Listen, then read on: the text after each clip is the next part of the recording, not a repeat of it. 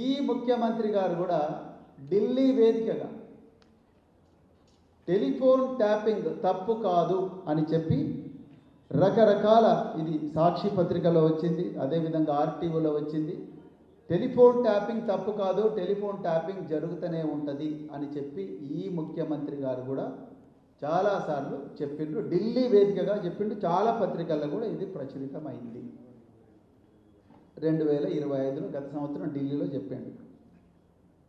మరి ఈరోజు ఇదే ముఖ్యమంత్రి గారు ఇదే ట్యాపింగ్ కేసును, నేను మళ్ళీ చెప్తున్నా, ఈ ట్యాపింగ్ అనేది దేశ రక్షణ కోసం గోప్యంగా పోలీసులు మాత్రమే చేసే కార్యక్రమం.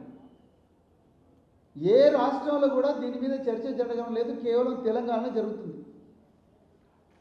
కేంద్ర ప్రభుత్వం కింద కూడా ఎన్నో నిఘా సంస్థలు ఉన్నాయి, కానీ ఢిల్లీలో దీని మీద చర్చ జరగడం లేదు. ఎందుకంటే కేంద్ర ప్రభుత్వానికి అది ఏ పార్టీ అధికారంలో ఉన్నా కూడా దీని మీద చర్చ చేయరు. ఎందుకంటే దేశ రక్షణకు మించిన బాధ్యత ఏ ప్రభుత్వం మీద ఉండదు. కానీ 4 గోడల మధ్యలో జరగాల్సిన ఈ ట్యాపింగ్ వ్యవహారం, చట్టబద్ధంగా జరుగుతున్న ఈ ట్యాపింగ్ వ్యవహారాన్ని బజారుకి ఇచ్చిన అపఖ్యాతి ఇలా రేవంత్ రెడ్డి గారు మూట కట్టుకున్నారు.